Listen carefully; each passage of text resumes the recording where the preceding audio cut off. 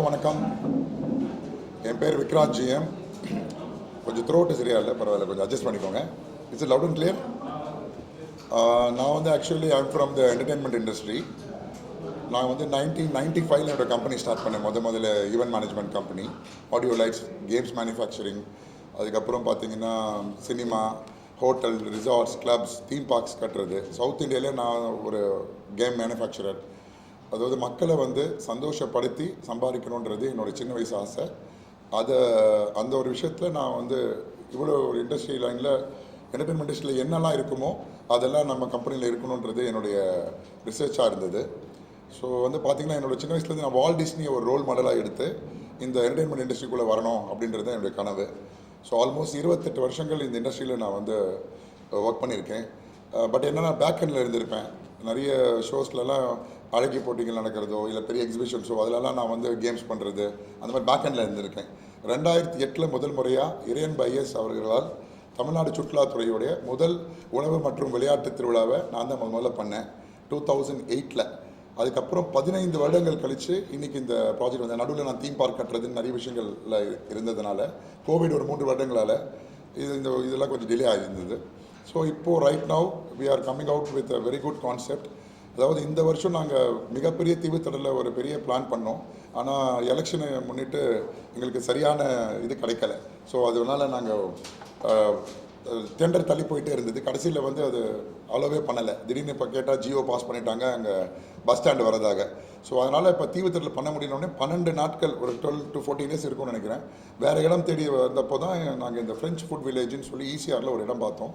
So அந்த இடத்துல we have just இந்த கான்செப்ட் எப்படியா பண்ணிடணும் இந்த சம்மருக்கு அப்படின்னு சொல்லி நாங்கள் பிளான் பண்ணியிருக்கோம். மெயினாக வந்து நாங்கள் ஒரு கான்டெஸ்ட் ஒன்று பண்ணிகிட்ருக்கோம், நேஷ்னல் மல்டி டேலண்ட் கான்டெஸ்ட் அப்படின்னு சொல்லி. எங்களுடைய ஒரு குழந்தைங்களை வந்து இப்போ நார்மலாக நடக்கிற எல்லா போட்டிகளும், ஒரு டான்ஸரோ ஒரு பாடகரோ இல்லைன்னா வந்துட்டு அந்த மாதிரி இருக்கிற எல்லா போட்டிகளுமே எப்படி இருக்குன்னா, ஒரு வின்னர் வராங்க, ஜோடி நம்பர் 1 ஒரு ஜோடி வின் பண்ணுறாங்க. அப்புறம் 2வது வரவங்க 3வது வரவங்களாம் வந்து ரொம்ப டிப்ரெஷனில் போகிறாங்க.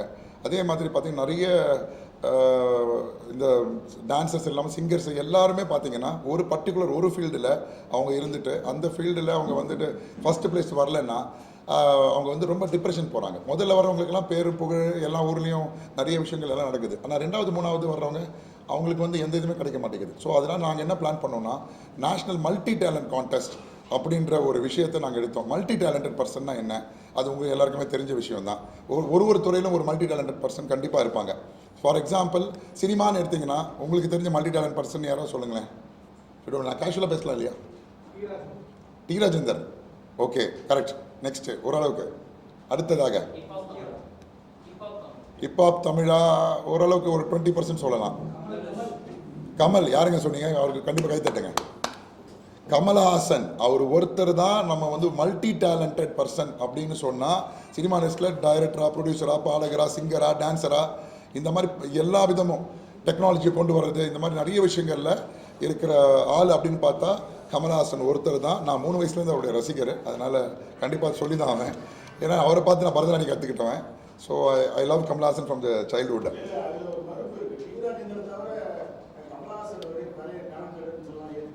இல்லை சார், அது நீங்கள் கரெக்ட், நீங்கள் சொல்கிற பாயிண்ட் நான் ஒத்துக்கிறேன். எப்படி சார் சொல்கிறீங்க? சரி, டி ராஜேந்திரன் என்னெல்லாம் பண்ணுவார் நீங்கள் சொல்லுங்களேன். இல்லைங்க, அடுத்தது இதெல்லாம் பண்ணுவார். பரதநாட்டியம் ஆடுவாரா? இல்லை சார், அவர் பரதநாட்டியம் ஆடுவாரான்னு கேட்டேன். அவர் பரதநாட்டியம் ஆடுவாரா? ஆட மாட்டார். நான் ஒரே பதில் உங்களுக்கு சொல்லிட்டேன். ஸோ மல்டி டேலண்ட்ன்றது இப்படி தான் சார். நானும் டி ராஜேந்திரன் சார், தப்பு தான் தெரிஞ்சுக்காதீங்க. என் பக்கத்து வீட்டுக்காரரு அவர்.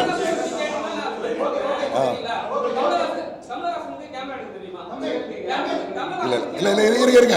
ஐயோ, டாபிக் வேலை போயிடாதீங்க. ஒரே நிமிஷம், லாஸ்ட்டாக பேசலாம். டாபிக் வேற போயிடாதீங்க. நான் வந்து அரசியல் கமலுக்கு வரல, சினிமா கமல் பற்றி பேசிகிட்டு இருக்கேன். அதனால் தயவுசெய்து டாபிக் வேறு டைவெர்ட் ஆக வேண்டாம். ஸோ அவர் ஒரு எக்ஸாம்பிள். அடுத்தது வந்து இந்த மாதிரி பல துறைகளில் ஒரு மல்டி டேலண்ட். உங்களோட ப்ரெஸ்லேயே நான் கேட்குறேன், எல்லாருமே கேமரா, எல்லாருமே எடிட்டிங், எல்லாமே வந்து பண்ணக்கூடிய ஆட்கள் அப்படின்றது ரொம்ப கம்மி. ஸோ அந்த மல்டி டேலண்ட் பர்சன்களை உருவாக்கணும் அப்படின்றது என்னுடைய ஒரு பெரிய ட்ரீமாக இருந்தது. ஸோ நான் சின்ன வயசில் வந்து நான் நிறைய விஷயங்கள் கற்றுக்கிட்டேன். கார்பெண்டர் வேலை, ப்ளம்பர் வேலை, பெயிண்டிங் வேலை, எலக்ட்ரானிக்ஸு, எலக்ட்ரிக்கல், மெக்கானிக்கல், இந்த மாதிரி எல்லா வேலையும் நான் வந்து ஏன் கற்றுக்கிட்டேன்னா, அந்த நான் என்னோட படிப்பு வந்து பார்த்தீங்கன்னா நான் +2 ஃபெயிலு. ஆனால் நான் இன்றைக்கி நான் இப்போ ஒரு 5-6 கம்பெனிக்கு சிஇஓவாக இருக்கேன், நிறைய விஷயங்கள் பண்ணுறேன். எனக்கு ஒரு 12 கம்பெனி இருக்குது. இதெல்லாம் லைஃப்பில் எப்படி வந்ததுன்னா எக்ஸ்பீரியன்ஸ் தான், வேறு எதுவும் இல்லை. படிப்பால் எனக்கு எக்ஸ்பீரியன்ஸ் கிடையாது. ஆனால் என்னோட கம்பெனிக்கு நான் எல்லாமே நான் பண்ணிக்கிறேன்னா அது வந்து எக்ஸ்பீரியன்ஸ் ஆன் ஒர்க்கிங் தான், வேலை கற்று செஞ்சு அந்த வேலையோட அனுபவம் தான் புதுசான விஷயங்களை செய்ய முடியுன்ற நம்பிக்கை எனக்குள்ளே வளர்ந்தது. அந்த மாதிரி வந்த நம்பிக்கையில் தான் இன்றைக்கி நான் நிறைய விஷயங்கள் புதுமையாக செஞ்சிட்ருக்கேன். அது புதுமையாக இல்லையான்னு நீங்கள் சொல்லுங்கள், அது வரைக்கும் நான் சொல்ல வேண்டாம். கேம்ஸ் அப்படின்றது இன்றைக்கி ஒரு மிகப்பெரிய இண்டஸ்ட்ரி சார். அந்த கேம்ஸ் இண்டஸ்ட்ரியை நான் வந்து வேறு லெவல் கொண்டு போகணும் அப்படின்றது தான் என்னுடைய கனவாக இருந்தது. ஸோ இப்போ நார்மலாக இன்றைக்கி VR அந்த மாதிரி நிறைய விஷயங்கள் நடக்குது. Electronic games, video games, arcade games, அது மாதிரி நிறைய கேம்ஸ் இருக்குது. ஆனால் அந்த அத்தனை கேம்ஸும் குழந்தைங்களுடைய படிப்பை வந்து பாதிக்குதுன்னு தான் என்னுடைய கருத்து. ஏன்னா அவங்களோட கண்ணு கெட்டு போகுது வீடியோ கேம் ரொம்ப நேரம் ஆடினா. அது ஒரே இடத்துல உட்காந்து ஆடுறதுனால உடம்புல வந்து அவங்க பாடி பெயின்ஸ் வரும். அவங்க நிறைய வந்து அவங்களுக்கு டிஸ்டர்பன்சஸ் இருக்குது இந்த லேட்டஸ்ட் இருக்கனால. இன்னும் போக போக லாங் ஸ்க்ரீனில் இருந்து பக்கத்து ஸ்க்ரீன் வந்து இப்போ கண்ணுக்கு இருக்க கொண்டு வந்து VR கொண்டு வந்துட்டாங்க. அது எவ்வளோ பெரிய உடம்பு கெடுதல்ன்றதை அது மக்களுக்கு தெரியுமான்னு தெரியல. ஆனால் அதை நாங்கள் ரிசர்ச் பண்ணதில் அது கெடுதலாக நாங்கள் அதை ட்ரீட் பண்ணுறோம். திருப்பி பசங்களெல்லாம் ஃபிசிக்கலாக விளையாட வைக்கணும் அப்படின்றது தான் எங்களுடைய மெயினான விஷயம். இப்போ நானும் வந்து 360 டிகிரின்னு ஒரு கேம் யூஸ் பண்ணுறேன் பசங்களுக்கு. அது எப்படின்னு கேட்டால் ஒரு கண்ணை கையில் வச்சுக்கிட்டு அது மொபைல் மாட்டிட்டு தூக்கி வச்சுட்டு சுற்றி சுற்றி சுடணும். அது ஃபிசிக்கல் ஆக்டிவிட்டி இருக்கும், கை கால்கள் அவங்களுக்கு மூவ்மெண்ட் இருக்கும். வீடியோ கேம்ன்றது இப்படி உட்காந்துக்கிட்டு அப்படியே ஆடுறதுன்றது இருக்கக்கூடாது. ஸோ அப்போ என்னுடைய மெயினான விஷயம் என்னென்னா, ஃபஸ்ட்டு வந்து என்டர்டெயின்மெண்ட் அப்படின்ற ஒரு விஷயத்தில் எவ்வளோ பெஸ்ட்டாக ஒரு கிளைண்ட்டுக்கு என்கிட்ட ஒரு கல்யாணத்துக்கு ஒருத்தர் வராருன்னா அந்த கல்யாணத்தில் மேஜரான ரோல் நான் பண்ணுவேன். அவருக்கு ஏதோ நான் போய் சமைக்க மாட்டேன், ஆனால் சமைக்கிற அந்த மெனுவிலேருந்து எல்லாமே ஒரு விஷயங்களும் நான் பர்ஃபெக்டாக அவங்களுக்கு கொடுத்துருவேன்.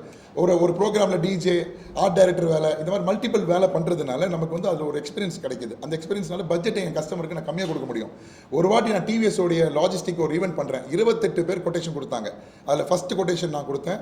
28 பேர் கொட்டேஷனில் எனக்கு தான் த்ரூ ஆச்சு. பிகாஸ் என்னுடைய ப்ரைஸிங் வந்து ரொம்ப கம்மியாக இருந்தது, ரீசனபிளாக இருந்தது. நான் 28 வருஷம் பண்ணி கம்பெனி ஆரம்பிச்சதுனால இன்றைக்கி இருக்கிற டாப் மோஸ்ட் மைம் கோபி இருக்கார் சினிமா இண்டஸ்ட்ரியில். அதுக்கப்புறம் ட்ரம்ஸ் ஜஸ்ட் ட்ரம்ஸ் முரளின்னு இருக்கார், ரெடின் கிங்ஸ்லே இருக்கார், அவர் என்னோட சீனியராக இருந்தார். இந்த மாதிரி நிறைய என் கூட இருந்தவங்க எல்லாம், Vadivel Pillai one of the best corporate magician, இந்த மாதிரி நிறைய டெக்னிக்கலான இருக்கிற ஆளுங்கள்லாம் இன்றைக்கி வந்து என்னுடைய ஃப்ரெண்ட்ஸாக இருக்காங்க. ஸோ அதனால் எனக்கு வந்து ஒரு ப்ரைஸ் வைஸ் எனக்கு ரொம்பவே இதுவாக எக்கனாமிக்கலாக இருக்கும். ஸோ அதனால் வந்து என்ன என்டர்டெயின்மெண்ட் இண்டஸ்ட்ரியில் எனக்கு ஒரு நல்ல ட்ராவலிங் இருக்குது. அடுத்தது இந்த கேம்ஸை வந்து நான் 2004 தான் முதல் முறையாக எடுத்தேன். அது கொஞ்சம் ஒரு டிஃப்ரெண்ட்டான சப்ஜெக்ட். பட் நான் யார் என்னன்னு சொல்ல விரும்பல. ஒரு கிளைண்ட்டுக்கு ஒரு வேலை வந்தப்போ அவங்களுக்கு பேமெண்ட் கொடுக்காதப்ப அங்கேயே நான் அவங்கக்கிட்ட ஒரு பொட்டன்ஷியலை பார்த்து கேம்ஸை அவங்களுக்கு செஞ்சு கொடுத்து அங்கேயே அந்த கேம்ஸை வச்சு பப்ளிக் அட்ராக்ட் பண்ணி அவர் எனக்கு கொடுக்க வேண்டிய பணத்தையும் மைனஸ் பண்ணி அடுத்தது அப்புறம் நான் சக்ஸஸ்ஃபுல்லாக அந்த கேம்ஸ் சென்டருக்குள்ளே 2004 என்ட்ரானேன். இன்றைக்கி என்னோட கேம்ஸ் அப்படின்னு நீங்கள் பார்த்தீங்கன்னா கிட்டத்தட்ட 172 கேம்ஸ் மேலே வச்சுருக்கேன். கேம்ஸில் பல வகைகள் இருக்குது. இப்போ நீங்கள் பார்க்குறதெல்லாம் மார்க்கெட்டில் VRஓ, இந்த இன்ஃப்ளேட்டபிள்ஸ் விளையாடுறதோ, இல்லைனா வந்துட்டு ஆர்கேட் கேம்ஸு, இந்த மாதிரியான வெரி ஃபியூ கேம்ஸ் தான் இருக்கும். பட் எங்கிட்ட ஒரு 14-15 கேட்டகரி நான் பிரிச்சிருக்கேன். கப்புள்ஸுக்குன்னு தனி கேமு, டீனேஜுக்கு தனி கேமு, ஸ்டாமினா கேமு. உங்களோட ஜிம்மை நீங்கள் எப்படி ஒர்க் அவுட் பண்ணுறீங்களோ அதை நான் கேமாக பண்ணியிருக்கேன். நீங்கள் போய் அதில் விளையாடினீங்கன்னா ஒரு ஜிம் ஒர்க் அவுட் பண்ண ஃபீல் உங்களுக்கு இருக்கும். அதே நேரத்தில் பார்த்தீங்கன்னா அது ஒரு கேமாகவும் இருக்கும். இது வந்து நான் அபிராமி மாலில் நான் வந்து மேலே 3rd ஃப்ளோரில் வச்சுருந்தேன். ஸோ அப்போ நல்ல காலேஜ் ஸ்டூடெண்ட்ஸ்லாம் நிறைய ஆடினாங்க. ஸோ அதே மாதிரி வந்து அட்வென்ச்சர் கேம் ஜோனு, அதுக்கப்புறம் மேசஸ், இந்த மாதிரி நிறைய புது புது விஷயங்களை வந்து கேம்ஸ் இண்டஸ்ட்ரியில் நான் வந்து ரிசர்ச் பண்ணி ஒரு 2004 இன்னி வரைக்கும் ஒரு நல்ல ஒரு பிளாட்ஃபார்ம் அதுக்கு நான் உருவாக்கி வச்சுருக்கேன். ஸோ அது வந்து ஆண்டவன் புண்ணியத்தில், சாரி நான் அகதியாக சொல்ல நினச்சிடாதீங்க. அதனால் வந்துட்டு என்னென்னா இப்போ கேம்ஸில் வந்து இந்த வாட்டி அதை எப்படியாவது நான் சென்னைக்கு அது கொண்டு வந்துடணுன்ற என்னோட பிளானில் தான் இந்த ப்ராஜெக்ட் எப்படியாவது பண்ணணுன்ற. பட் எலெக்ஷன்னால நிறைய டிஸ்டர்பன்ஸாக தள்ளி போச்சு அந்த சிச்சுவேஷன்ஸ் எங்களால் பண்ண முடியல. ஸோ கேம்ஸ் அப்படின்ற மெயினான ஒரு விஷயத்தை எடுத்து என்ன சார் கேம்ஸ் வந்து ஒரு மெயினான விஷயம் எடுத்துகிட்டு பொதுவாக கேம்ஸ் அப்படின்றது இன்றைக்கி வந்து இளைஞர்கள் மட்டும்தான் ஆடுறாங்க, குழந்தைகள் மட்டும் தான் ஆடுறாங்க. என்னை பொறுத்த வரைக்கும் 6 வயசு ஒரு பையனும் குழந்தை தான், 60 வயசு தாத்தாவும் ஒரு குழந்தை தான். ஸோ 2 பேரையும் இருக்கிற 6லேருந்து 60 இருக்கிற அனைவரையும் விளையாட வைக்கணுன்ற ஒரு கான்செப்டில் தான் இந்த ஒரு ப்ராஜெக்ட் நான் போட்டிருக்கேன். ஸோ இது வந்து நான் மெயின் கண்டென்ட்டுக்கு வந்துடுறேன். This is going to be a first time இந்த ஹிஸ்ட்ரி ஆஃப் சென்னை ஒரு 3 மெகா ஈவெண்ட்டை நம்ம ஒன்றா கொண்டு வரோம் அப்படின்றது தான். முதல்ல வந்து இந்த நேஷனல் மல்டி டேலண்ட் கான்டெஸ்ட், அது வந்து என்னென்னா மல்டி டேலண்ட் உள்ள பசங்க அவங்கள வந்து நாங்கள் வந்து செலக்ட் பண்ணி தமிழ்நாடு மொத்தத்துக்கும் ஒரே ஒரு ஆள் தான் வின்னராக வருவாங்க. ஃபஸ்ட்டு சென்னையில் ஆரம்பிக்கிற இந்த ஈவெண்ட்டு கிட்டத்தட்ட பார்த்தீங்கன்னா டெல்லியில் போய் முடிக்கிறதாங்க நாங்கள் பிளான் பண்ணியிருக்கோம். ஸோ சென்னையில் மட்டும் சென்னை டிஸ்ட்ரிக்டில் 1 லட்சம் பிள்ளைகளை நாங்கள் வந்து மல்டி டேலண்ட்டாக்குள்ளே கொண்டு வரணும். மற்ற கான்டெஸ்ட் மாதிரி இது கிடையாது. இது ஒரு டிஃப்ரெண்ட்டான கான்டெஸ்ட். ஒரு ஆள் எத்தனை முறை வேணால் ப்ராக்டிஸ் பண்ணலாம், எத்தனை முறை வேணால் இல்லை வரலாம், எதில் வேணால் ஜெயிக்கலாம். பட் யார் அதிக முறையாக நம்பர் 1 பிளேஸில் வராங்களோ அவங்களுக்கு வந்து டாப்பில் போவாங்க. அப்போ நீங்கள் மறுபடியும் கேட்கலாம், என்னங்க இப்போ திருப்பி நீங்கள் ஃபஸ்ட்டுன்னு சொன்னீங்க, அப்போ 2வது 3வது என்னென்னா, இந்த 2வது 3வது அந்த ஃபஸ்ட்டை ஓவர்டேக் பண்ணுறதுக்கான சான்ஸு இங்கே இருக்குது. ஏன்னா இது அவன் மறுபடியும் அவங்க வந்து ப்ராக்டிஸ் பண்ணி இந்த லீடில் மேலே போக முடியும். ஸோ அதனால தான் இது ஒரு என்டையர் தமிழ்நாடுக்கு ஒருத்தர்னா, அதே மாதிரி 10 ஸ்டேட்டில் வந்து நாங்கள் இந்த ஈவெண்ட்டை கண்டக்ட் பண்ணி இது ஒரு 3 வருட காலங்கள் இதோடைய ஃபஸ்ட்டு ஸ்டேஜ் ஆஃப் பிளான் பண்ணியிருக்கோம். அப்படி இருக்கிற ஒரு மொத்தம் அந்தந்த ஸ்டேட்டில் இருக்கிற சிஎம் கையால் அந்த பிள்ளைங்களை வந்து அந்த ஃபஸ்ட் பொசிஷன் வரவங்களை என்கரேஜ் பண்ணணும் அப்படின்ற மாதிரி வச்சுருக்கோம். அதே நேரத்தில் கடைசி வின்னரை பாரத பிரதமர் கையால் கொடுக்கணுன்றது எங்களுடைய கனவு. அது நடக்குமான்றது எங்களுக்கு தெரியாது. பட் எங்கள் கனவு சொல்கிறதுக்கு உரிமை எங்களுக்கு இருக்குது, நாங்கள் சொல்லிட்டோம். ஸோ இந்த நேஷனல் மல்டி டேலண்ட் கான்டெஸ்ட்ன்றது ஒரு விஷயம். இது வந்து ஃபஸ்ட்டு பார்ட்டு. இப்போ நம்மளுடைய ஈவெண்ட்டில் 3 மெகா இன் 1 ஷோன்னு நம்ம சொல்லியிருக்கோம். அதில் முதல் ஷோவான வந்து நான் வச்சிருக்கிறது இந்த நேஷனல் மல்டி டேலண்ட் கான்டெஸ்ட்ன்றது தான். ஸோ இந்த மல்டி டேலண்ட் கான்டெஸ்ட் வந்து பார்த்தீங்கன்னா மார்னிங் 10 to மத்தியானம் 2 o'clock வரைக்கும் நடக்கும். ஸோ அதுக்கப்புறம் பார்த்தீங்கன்னா 2 to 3 நாங்கள் எங்களோட ஈவெண்ட்டில் லஞ்ச் பிரேக்குன்னு விட்டுருக்கோம் காமனாக.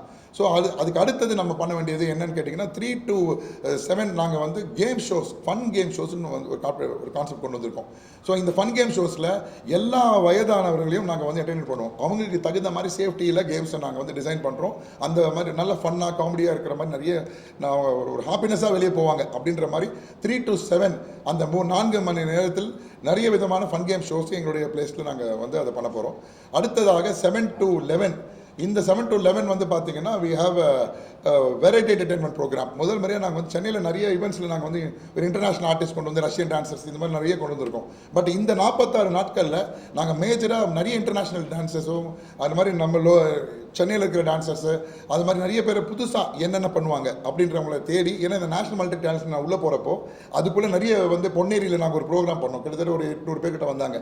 ஒரு பொண்ணு அழகாக சாக்கில் அவ்வளோ பியூட்டிஃபுல்லாக பண்ணியிருந்தா. அந்த மாதிரி அதே மாதிரி ஒரு பொண்ணு அவ்வளோ அழகாக சிலம்பம் சுற்றினா. ஸோ இந்த மாதிரி திறமை உள்ளவங்களுக்கு இது இன்னும் என்கரேஜிங்காக இருக்கணுன்றதுக்காக தான் இந்த ஈவெண்ட்லேயும் அவங்கள அவ்வளோ பர்ஃபார்மன்ஸ் நான் உள்ளே கொண்டு வரலான்னு இருக்கேன். இன்டர்நேஷ்னல் ஆர்டிஸ்ட்ன்றது என்னுடைய ப்ரோக்ராமோட குவாலிட்டியை காட்டுறதுக்காகவும் என்னுடைய இந்த மக்களுக்கு ஏதாவது செய்யணுன்ற ஒரு மனசில் இருக்கிற அந்த ஆசைக்காக இந்த மாதிரி பிள்ளைங்கள் நல்ல திறமை வாய்ந்த பிள்ளைகளை அவங்களுக்கான ஸ்டேஜை நான் எந்த ஒரு செலவுனா எல்லாம் அவங்களுக்கு தேவையானது செஞ்சு அந்த ஸ்டேஜை அவங்கள நான் வெளியே வந்து எக்ஸிபிட் பண்ணுன்றதுக்காக அந்த ஈவெண்ட்டு 2 கலந்துருக்கும். ஒரு இன்டர்நேஷ்னல் ஈவெண்ட்டு, ஒரு ப்ரொஃபஷனல் ஈவெண்ட்டு, அது கூட சேர்ந்து ஒரு ஃப்ரெஷ்ஷாக வர்றவங்களுடைய அவங்களுடைய திறமையை வெளியே காட்டுறதுக்கான மேடையாக என்னுடைய அந்த ஈவெண்ட்டோட மேடை இருக்க போகிறது. ஸோ 7 மணி முதல் 11 மணி வரை என்டர்டெயின்மெண்ட். டோட்டலாக இந்த ஈவெண்ட் வந்து பார்த்தீங்கன்னா ஸ்டார்ட்ஸ் ஃப்ரம் மார்னிங் 6 o'clock அதுலேருந்து ஈவினிங் வரைக்கும் நைட் 11 o'clock வரைக்கும் போகுது. அப்போது நான் 10லேருந்து 2 சொல்லிட்டேன். அப்போ 6லேருந்து ஒரு கேப் இருக்குமே 6 to 10 அப்படின்னு என்ன கேட்டிங்கன்னா அது ஒரு பிட் ஸ்டாப்னு சொல்லி நாங்கள் ஒரு பிளான் பண்ணியிருக்கோம். ஏன்னா வெயில் காலம் இருக்கிறதுனால இப்போ ஈசிஆரோட எங்களோட பாயிண்ட் எங்கே இருக்குன்னா கரெக்டாக சோழிங்கநல்லூர் ஜங்ஷன். அந்த ஜங்ஷன்லேருந்து டுவோர்ட்ஸ் ஈசிஆரில் டுவோர்ட்ஸ் மகாபலிபுரத்தில் லெஃப்ட் ஹேண்ட் சைடில் ஒரு 400 மீட்டரில் புதிதாக ஃப்ரெஞ்ச் வில்லேஜ் ஃபுட் ஸ்ட்ரீட் அப்படின்ற பேரில் ஒருத்தர் பர்மனெண்ட்டாக இந்த ஓஎம்ஆர் ஃபுட் ஸ்ட்ரீட், கோரா ஃபுட் ஸ்ட்ரீட் மாதிரி அவர் ஒரு பெரிய கான்செப்ட் பண்ணியிருக்காரு. அவர் பேர் மிஸ்டர் சிவருத்ரன். அவர் வந்து அந்த இடத்துல வந்து அவரோட ஃப்ரெஞ்சு ஸ்டைலில் ஒரு இந்த மாதிரி கான்செப்ட் பண்ணியிருக்காரு. இதுக்கும் சாதாரணமாக இருக்கிற விஷயத்துக்கும் ஒரு டிஃப்ரென்ஸ் இருக்குது. என்னன்னு கேட்டிங்கன்னா எல்லா ஃபுட் ஸ்ட்ரீட்லேயும் பார்த்தீங்கன்னா வெறும் ஃபுட்டு வந்து 90%வும் 10% வந்து அவங்களுக்கு கவனம் வந்து சில்ட்ரன்ஸ்க்கு மட்டும் ஒரு கேமிங் ஜோன் வச்சுருப்பாங்க. பட் இந்த பார்க்கை பொறுத்த வரைக்கும் கிட்டத்தட்ட 80% to 70% கேம்ஸுக்கு மோர் ஃபோக்கஸ் பண்ணுறோம். ஃபுட்டு வந்து எல்லா விதமான ஃபுட்டும் இருக்கும். அது 30% மிகப்பெரிய ஃபுட் கோர்ட்டாக தான் இருக்கும். But more over 70% on entertainment part அப்படின்னு பார்க்குறோம். ஸோ இது வந்து ஃபர்ஸ்ட் ஆஃப் இட்ஸ் கைண்டாக கண்டிப்பாக சென்னையில் இருக்கும். மக்கள் அதை கண்டிப்பாக விரும்புவாங்க. விஜிபி பக்கத்துலேயே நாங்கள் இருக்கோம். 1 கிலோமீட்டர் விஜிபிக்கு எங்களுக்கு உள்ள டிஸ்டன்ஸ். ஸோ அப்படி விஜிபி பக்கத்தில் இருக்கிறனால எங்களுக்கு இன்னும் ரீச்சபிளாக இருக்கும். இப்போ இந்த 46 டேஸில் நடக்க போகிறது எல்லாம் வந்து பார்த்திங்கன்னா ஒரு சாம்பிளான மக்களுக்கு அதோடைய பர்மனெண்ட் எப்படி வரப்போகுதுன்றதுக்கான ஒரு சாம்பிளாக தான் இப்போ நாங்கள் அது வந்து கொடுக்குறோம். ஏன்னா இப்போ டைம் ரொம்ப குறைவாக இருந்ததுனால நாங்கள் அர்ஜென்ட்டில் செட்டிங் பண்ணி எல்லாம் பண்ண வேண்டியது இருக்கும். பட் அது பர்மனெண்ட்ன்றப்போ அதோடைய விஷயங்கள் நிறையவே வித்தியாசமாக இருக்கும். ஸோ மார்னிங் இந்த பிட் ஸ்டாப் அப்படின்றது என்னன்னு கேட்டிங்கன்னா அந்த ஹைவேல போகிறவங்களுக்கு எல்லாருக்குமே வந்து ஒரு ரெஃப்ரெஷிங் பாயிண்ட் ஒன்று கொடுக்கலாம் ஸ்டார்டிங்கில் அப்படின்றதுக்காக நான் முதல்ல வந்து என்ன எங்களுடைய என்ட்ரன்ஸில் லெஃப்ட் ஹேண்ட் சைடில் பிட் ஸ்டாப்னு இடம் பண்ணுறோம். அங்கே வந்து இயற்கையாக நமக்கு கிடைக்கக்கூடிய எல்லாம் இளநீர் கடை, அதுக்கு அடுத்தது பனை மரத்துலேருந்து நுங்கு, பதநீர், அதுக்கு அடுத்தது வந்து கரும்பு ஜூஸு, அதுக்கு அடுத்தது வந்து பார்த்திங்கன்னா மோர் கடை, அதுக்கப்புறம் இதெல்லாம் வந்து கொஞ்சம் டெக்கரேட்டிவ், கொஞ்சம் ஹை கிளாஸ் மக்களும் விரும்பி இருக்கிற மாதிரி. என்ன தான் வந்து பீச்சில் போய் பலூன் சுடணுன்னு ஒரு பணக்காரங்க ஆசை இருந்தாலும் போய் சுட முடியாது. என்னடா நினைப்பாங்கன்னு அவருக்கு ஒரு இது இருக்கும். அவர் தீம் பார்க்கில் வந்து சுட்டா கம்ஃபர்டபுளாக சுடுவார். ஸோ அந்த ஏழை பணக்கார வித்தியாசம் அப்படியே தானே இருக்குது. ஸோ அதனால் வந்துட்டு எங்களோட கேம்ஸில் அதெல்லாம் கிடையாது. எங்களை பொறுத்த வரைக்கும் எல்லாரும் குழந்தைங்க, 6 வயசு 60 வயசு ஆண் பெண் எல்லாரும் நாங்கள் குழந்தைகளாக தான் பார்ப்போம். அவங்களை என்டர்டெயின் பண்ணுறது மட்டும்தான் எங்களுடைய எய்ம். ஸோ அப்படி இருக்கிறப்போ அவங்களுக்கு அந்த மாதிரி இருக்கிறவங்க இங்கே கொஞ்சம் ராயலாக என்ஜாய் பண்ணலாம். ஸோ அதனால் நாங்கள் என்ன பண்ணியிருக்கோம்னா ஜிகிர் தண்டா, அதுக்கப்புறம் ஃப்ரெஷ் ஜூஸ், இந்த மாதிரி அதில் யார் பெஸ்ட்டாக இருக்காங்களோ அவங்கள செலக்ட் பண்ணி அவங்களுக்கான ஸ்டால் அங்கே ஒதுக்கி நீங்கள் வந்துட்டு அங்கே கார் அப்படியே பார்க் பண்ணிவிட்டு நீங்கள் டூ வீலர் வந்து அங்கே ரெஃப்ரெஷ்மெண்ட் எடுத்துகிட்டு நீங்கள் அப்படியே போகலாம், இல்லை உள்ளே வந்து நீங்கள் பார்க்குறதாங்க பார்க்கலாம். ஸோ ஹைவேக்கு போகிறவங்களுக்கு ஈஸியாக இல்லை, அது ஒரு ரெஃப்ரெஷிங் பாயிண்ட்டாக இருக்க போது அதற்கு நாங்கள் வச்சுருக்க பேர் FVFS பிட் ஸ்டாப் அப்படின்ற பேர் வச்சுருக்கோம். இதுதான் மார்னிங் 6 மணிலேருந்து ஆரம்பிச்சிடும். ஸோ அது இளநீர் குடிக்கணும் அப்படின்றவங்கள ஏர்லி மார்னிங் வந்து குடிக்கலாம். ஸோ அந்த மாதிரி மார்னிங்கில் இது ஸ்டார்ட் ஆகுது. இதுலேருந்து கண்டினியூஸாக 6 மணி முதல் நைட்டு 11-12 மணி வரைக்கும் கண்டினியூஸாக நான் ஸ்டாப்பாக நாங்கள் என்டர்டெயின்மெண்ட் வந்து கொடுப்போம். அப்பப்போ அப்டேட்ஸ் எல்லாம் வந்து நாங்கள் பண்ணிக்கிட்டே இருப்போம். ஸோ இப்போ இந்த ஈவெண்ட்டை பற்றினது பார்த்து பார்த்தீங்கன்னா horror house, snow world, snow show, இதெல்லாம் காமனான விஷயம். இதெல்லாம் எல்லாத்தையும் எதிர்பார்க்குறாங்க. ஒரு படத்தில் பாட்டு சண்டை மாதிரி இப்போ வர வர எல்லா எக்ஸ்போலையும் இதெல்லாம் வேணும்னு எதிர்பார்க்க ஆரம்பிச்சிட்டாங்க. பட் எங்களுடைய தரம் வித்தியாசமாக இருக்கும். பொதுவாக ஒரு ஸ்னோ ஷோ அப்படின்னு பண்ணுறாங்கன்னா அந்த ஸ்னோ ஷோவில் வந்துட்டு ஐஸ் க்ரஷர் மிஷின் வச்சு ஐஸை உள்ளே போட்டு அதை அடித்து தெறிக்க விடுவாங்க. அதனால நிறைய பேருக்கு தலையில் காயங்கள், அடிபடுறது, நிறைய விஷயங்கள் நடக்குது. ஸோ அதை என்னோட இதை நான் தவிர்த்துருக்கேன். எந்த விதமான குழந்தைங்களுக்கோ இல்லை பெண்களுக்கோ இல்லை யாருக்குமே ஒரு சின்ன அடி கூட பற்றக்கூடாதுன்றது நான் ரொம்ப கவனமாக இருக்கிறேன். அதனால் என்ன பண்ணியிருக்கேன்னா ஸ்னோ ஒரு இம்போர்ட்டட் ஸ்னோ மிஷினில் அது ஒரு நான் டாக்ஸிக் இல்லாத ஆயில் யூஸ் பண்ணி அழகாக வந்து ஸ்னோவை ஃபார்ம் பண்ணுறேன். உள்ள நல்ல கோல்டு எஃபெக்ட்டு, அதுக்கப்புறம் பிள்ளைங்க நல்லா குதிச்சு விளையாடுறதுக்காக அந்த ஐஸ் வீல் வரணுன்றதுக்காக நிறைய தெர்மாக்கோல் அந்த குட்டி குட்டி பால்ஸில் வச்சு அவங்களை விளையாட வைக்கிறதுக்காக நாங்கள் அப்படி செட் பண்ணுறோம். இதில் யாருக்கும் எந்த ஆபத்தும் இருக்காது. அழகாக வந்து அந்த ஸ்னோவை அவங்க வந்து ஸ்னோ ஃபீல் பண்ணலாம். ஐஸ் ஏஜ் அப்படின்னு சொல்லக்கூடிய ஒரு படத்துடைய தீமை அங்கே பண்ணணுன்றதுக்காக அதை பண்ணுறோம். அடுத்தது ஹாரர் ஹவுஸு, அரண்மனை 4 இப்போ ரிலீஸ் ஆகி இப்போ நல்லா இப்போ இதாக போயிட்டுருக்கு. ஸோ அதுக்கு ஒரு ப்ரொமோஷனாக எங்களால் முடிஞ்ச செஞ்சு கொடுப்போமே அப்படின்ற மாதிரி ஒரு ஜஸ்ட் ஒரு பொது இதுதான். அதனால் அரண்மனை ஹாரர் ஹவுஸ்னு வச்சுருக்கேன். அது சுந்தர் சார்கிட்ட பர்மிஷன் கேட்டவர் கொடுத்தாருன்னா அரண்மனை 4க்கு ஒரு ப்ரொமோவாக இருக்கும். அப்படி இல்லைன்னா அரண்மனைன்ற பேரில் நான் ஒரு ஹாரர் ஷோ பண்ண போகிறேன், அவ்வளோதான், தட்ஸ் இட். ஸோ அதுக்கப்புறம் டார்க் டு லைட்னு ஒரு ஷோ பண்ணுறோம். இதுக்குள்ளே அது என்னன்னு கேட்டால் இருட்டிலேருந்து ஒரு வெளிச்சத்துக்கு வாழ்க்கை எப்படி வரணும் அப்படின்றதுக்கான ஒரு சாம்பிள் மாதிரி அது. ஸோ உள்ளே போகிறப்ப இருட்டில் போவாங்க, வெளியே வரப்போ பல லட்சம் லைட்டை பார்த்துட்டு வெளியே வருவாங்க. அதில் லைட்டிங்கில் நிறைய இருக்குது. ஃபோட்டோ லைட்டிங் இருக்குது, laser lighting, UV lighting, flash lighting. So அது மாதிரி நிறைய லைட்டிங்ஸை பேஸ் பண்ணி குழந்தைங்களுக்கு அதை பற்றின ஒரு நாலேஜ் கொடுக்கலாம், லைட்ஸில் எப்படிலாம் இருக்குது அப்படின்னு. ஸோ ஒரு 8 பக்கம் லைட்டை வச்சுட்டு இந்த பக்கம் லைட்டு கொடுத்தா இது இங்கே பக்கம் பிரைட்டாகவும் இந்த பக்கம் டார்க்காகவும் தெரியும். ஸோ ஃபோட்டோ லைட்டிங்கிறது அது. பின்னாடி லைட் கொடுத்தா பேக் லைட்டு, ஃப்ரண்ட் லைட்டு, அந்த மாதிரி லைட்டிங்ஸ் பார்த்தீங்கன்னா எல்லாமே அந்த ஷோவில் இருக்கும். அது ஒரு எக்ஸ்ட்ரா ஷோஸ். இதெல்லாத்தை விட எங்களுடைய மெயினான இடம் என்ன பார்த்தீங்கன்னா கீழே எங்களோட ப்ரெமிசஸ் ஃபுல்லாக எங்களுக்கு வந்து ஃபுட் கோர்ட் வைக்கிறோம். அதுக்கு மேலே எங்களுக்கு வந்து உட்கார ஒரு கேலரி மாதிரி வைக்கிறோம். அந்த கேலரியில் இது வரைக்கும் யாரும் செய்யாத ஒரு சில விஷயம் நான் பண்ண ஆசைப்பட்றேன். ஒரு ஹோட்டலுக்கு போனால் ஒருத்தர் முஸ்லீம் ஹோட்டலோ இல்லை ஒரு கிறிஸ்டின் ஹோட்டலோ இல்லைனா ஹிந்து ஹோட்டலோ யாரோ எந்த இதுவாக இருந்தாலும் அவங்க ஒரு தீம் வைக்கிறாங்க. நம்ம மதுரைனா மதுரை ஸ்டைலுக்கு ஒரு ரெஸ்டாரண்ட்டு, உள்ள சைக்கிள் வைக்கிறது, ஜிகிர் தண்டா மாதிரி வண்டி வைக்கிறது. முகல் ஹோட்டலுக்கு போனீங்கன்னா முஸ்லீம் அவங்களோட ஸ்டைலில் அவங்க ஒரு திண்டு போட்டு வச்சுருப்பாங்க. அந்த மாதிரிலாம் இருக்கும். ஸோ அப்போ நான் என்ன பிளான் பண்ணியிருக்கேன்னா ஒரு டிஃப்ரெண்ட்டாக ஒரு ஆம்பியன்ஸ் கிரியேட் பண்ணி கொடுக்கலாமே அப்படின்னு எனக்கு ஒரு ஐடியா இருந்தது. ஸோ நான் என்ன பண்ணுறேன்னா அதில் வந்து நம்ம தமிழ் மன்னர்களுடைய ஒரு ராஜா உட்காந்து சாப்பிட்டா எப்படி இருக்கும் அப்படின்ற மாதிரி தமிழ் மன்னர்கள் ஸ்டைலில் ஒரு டைனிங் ஒரு பிளேஸ் மாதிரி நான் கொடுக்குறேன். ஸோ அதுக்கு அடுத்தது வந்து முகல் அப்படின்ற முகல் ராஜாக்கள் எப்படி அந்த டைனிங் இருப்பாங்களோ அதுக்கு ஒரு தனி போர்ஷன். இந்த ஏரியாவுக்கு போகிறதுக்கு அவங்களுக்கு வந்து பேமெண்ட் இருக்கும். அது வந்து ஏன்னா ப்ரைவசியான ஜோன் அது சொல்லப்படுகிறது. அது வந்து ஃபேமிலியில் வர்றவங்க அதுக்கான பேமெண்ட்டை கொடுத்துட்டு அவங்க அந்த ஜோனுக்குள்ளே போய் உட்காந்து அவங்க நிம்மதியாக சாப்பிடலாம். ஏன்னா கீழே ஃபுல்லாக க்ரௌடாக இருந்தாலும் இந்த மாதிரி ப்ரைவசி ஜோனில் அவங்க போய் உட்காரலாம். ஸோ இது வந்து 2 விதமான இந்த ராஜாவோட கான்செப்ட் இருக்குது. அப்புறம் விவேபிக்குன்னு சொல்லி ஒரு ஐட்டத்தில் வந்து ஃப்ரெஷ் கார்டன் அப்படின்ற பேரில் நாங்கள் வச்சுருக்கோம். அந்த ஃப்ரெஷ் கார்டன் வந்து full of greenery, green lightings, ஒரு ஆம்பியன்ஸ் அந்த மாதிரி இருக்கும். அடுத்தது யூத் யங்ஸ்டர்ஸ்க்காக ப்ளூ அப்படின்ற ஒரு தீம் எடுக்கிறோம்.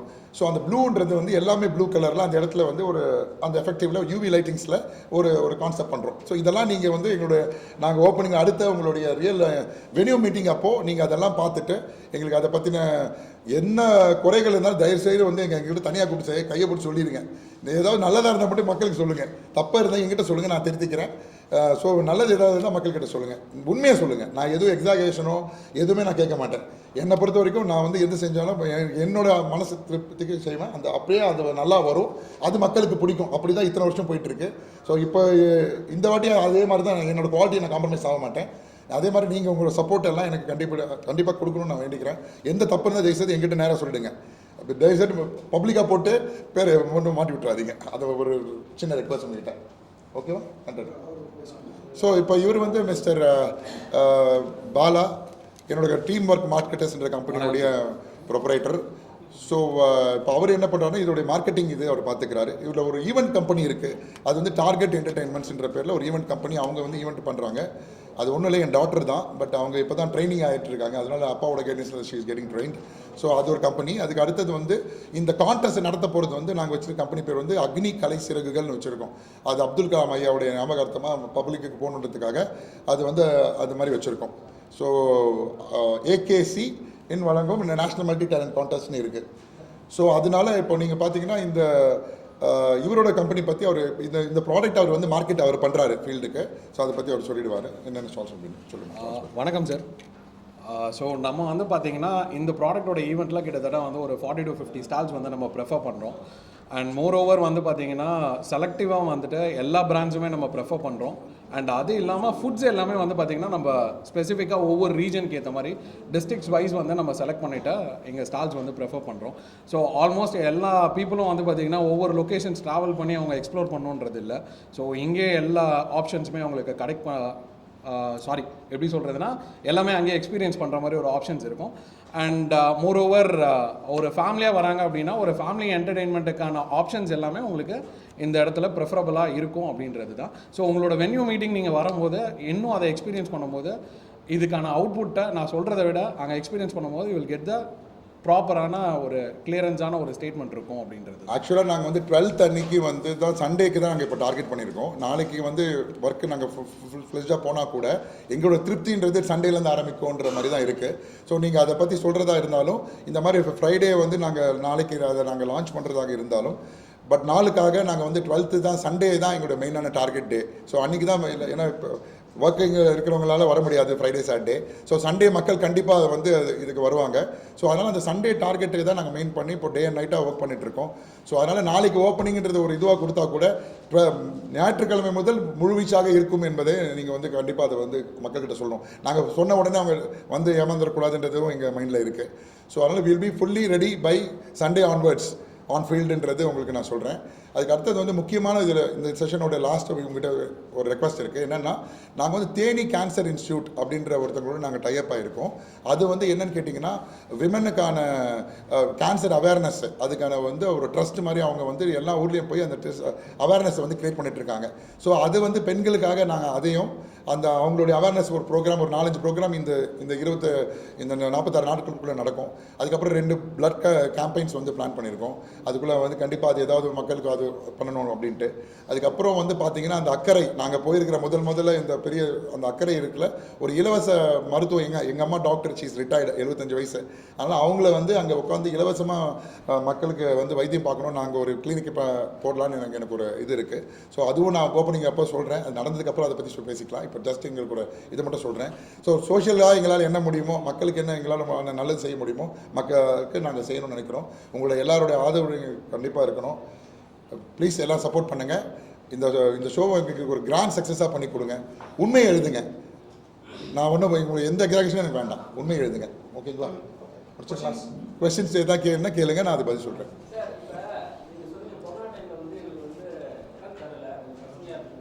ஆமாம் ஆமாம் இல்லைங்க, நான் எப்போவுமே என்னென்னா நான் 10 டைம் இங்கே இல்லவே இல்லை. நான் வந்து ஊட்டியில் நான் வந்து வந்தேன். இல்லை அது இப்போ இல்லை. நீ இப்போ இந்த எலெக்ஷன் இந்த டைமில் கிடைக்கல. இப்போ இந்த டைம் நானும் ரெடின் கிங்ஸ்ல 2 பேரும் சேர்ந்து தானே பிளானே பண்ணோம். அவர் வந்து ஆக்சுவலி அவர் வந்து ஷோ ஆர்கனைசர், நான் வந்து உள்ளுக்குள்ள பேக் அண்ட் ஒர்க் பண்ணுவேன். ஸோ அதனால் இந்த வாட்டி இந்த கான்செப்டை நான் ரெடின் கூட சேர்ந்து செய்கிறதாக தான் முதலாக இருந்தது. அப்படி தான் நாங்கள் பேசிகிட்டே இருக்கோமே. பட் இப்போ என்னாச்சுன்னா டெண்டரில் ஒரு சின்ன இஷ்யூஸ் வந்தது, லேட் ஆச்சு. அப்போ சீசன் போச்சுன்னா அங்கே வந்து இப்போ இந்த இடம் வந்து எங்களுக்கு வந்து பார்த்திங்கன்னா ரெடியாக இருக்குது, கன்ஸ்ட்ரக்ஷன் ரெடியாக இருக்குது, ஸ்ட்ரக்சர் ரெடியாக இருக்குது. இப்போ அங்கே நான் போடணும்னா குறைஞ்சது 20 நாள் முன்னாடி நான் வேலை ஆரம்பிக்கணும். 20 நாள் முன்னாடி நான் வேலை ஆரம்பித்து ஃபுல் ஃப்ளெஜ்டாக நாங்கள் வந்து செட் பண்ணி ஷெட்டு போட்டு இப்போ பிளாட்ஃபார்ம் பண்ணுறது ரொம்ப டைம் ஆகிடும். அதனால தான் எங்களால் வந்துட்டு இந்த வாட்டி முடியல. ஸோ ரெடி என்ன சொல்லிட்டாருன்னா ஜூலையில் நம்ம பண்ணலாம் விக்ராந்த், நான் இப்போ இந்த லிட்டில் ஃபோக்ஸை வந்து ஃபோக்கஸ் பண்ணுறேன்னு சொல்லிட்டு அவர் அது பண்ணியிருக்காரு. பட் எனக்கு அதை விட மனசு இல்லை. சரி எப்படியாவது பண்ணிடணும் அப்படின்னு சொல்லிட்டு இப்போ அது அந்த இடத்தோட ஓனர் மிஸ்டர் சிவருத்ரன் வந்து எனக்கு அந்த ஆப்ஷன் கொடுத்ததுனால இது அமைஞ்சுது. அதை கடவுள் படிச்சு சரி. அப்போ கரெக்டு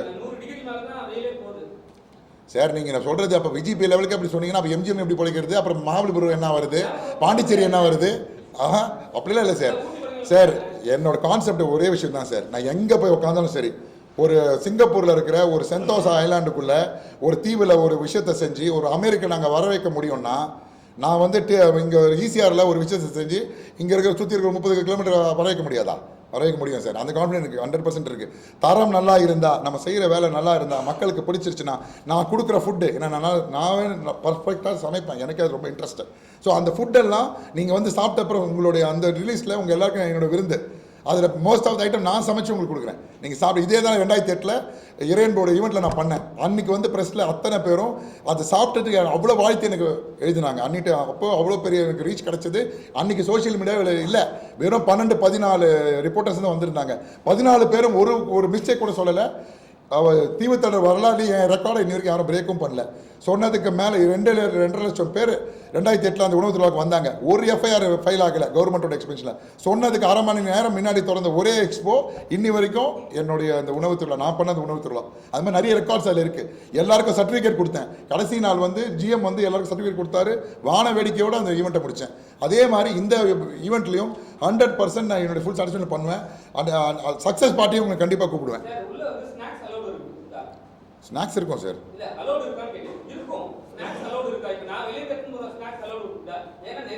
சார் சார் சொல்லிடுறேன்.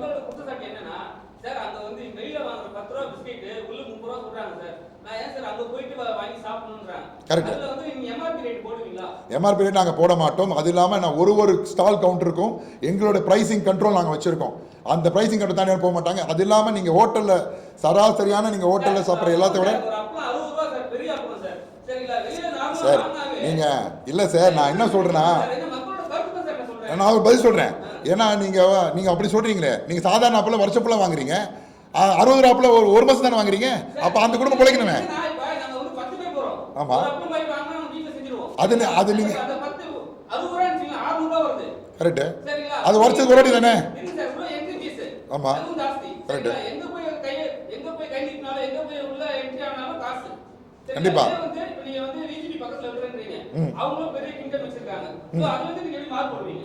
அதுலேருந்து எப்படி மாறப்படுவோம்னா, முதல்ல எங்களோட இதில் நிறைய புதுமையான விஷயங்கள் இருக்கும். Point number 1. ரெண்டாவது, ஹோட்டல் ரேட்ஸை விட கிட்டத்தட்ட 40% குறைச்சி ப்ரைஸிங் கொண்டு வரணும்னு நான் பண்ணுறேன் ஃபுட்டோட விஷயத்தில். அதே மாதிரி ஹைஜீனிக், குவாலிட்டி எல்லாத்துலேயும் எங்களுடைய தரம் வந்து அங்கே உங்களுக்கு நீங்கள் பார்க்குறப்போ நீங்களே போட்டு எங்களுக்கு அதுக்கான ரிப்ளை நீங்களே சொல்லுங்கள். ஸோ ஃபுட்டை வந்து நான் டார்கெட் பண்ணுறது ஆம்பியன்ஸு, செட்டிங்கு, என்னை பொறுத்த வரைக்கும் அதான் சொன்னேன், எல்லாருக்குமான இடமாக தான் அது இருக்கணும். ஸோ அதனால் ப்ரைஸிங் எல்லாம் நாங்கள் கண்ட்ரோல் பண்ணி தான் எல்லாமே வைக்கிறோம். அதை நீங்கள் பார்த்துட்டு ஒரு ஹோட்டலில் நீங்கள் 200 ரூபா வாங்குற பிரியாணி அங்கே நான் 140 ரூபாய்க்கு தான் கொடுக்க போகிறேன். அந்த மாதிரி ஈச் அண்ட் எவ்ரி விஷயம் நான் வந்து காஸ்ட்டை வந்து எங்களோட கட்டுப்பாட்டுக்குள்ளே வச்சு தான் ஸ்டாலில் வந்து நாங்கள் வந்து போடுவோம். ஸோ அதனால் 100% எக்கனாமிக்கலாக இல்லை, ரொம்ப ரீசனபிள் ப்ரைஸஸ் தான் இருக்கணும். அதுக்காக மட்டமான ஒரு குவாலிட்டியான பொருளை நம்ம கொடுக்க முடியாது.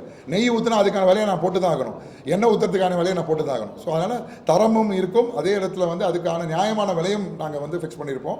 அது அதிகமான விலைகள் இருக்காது.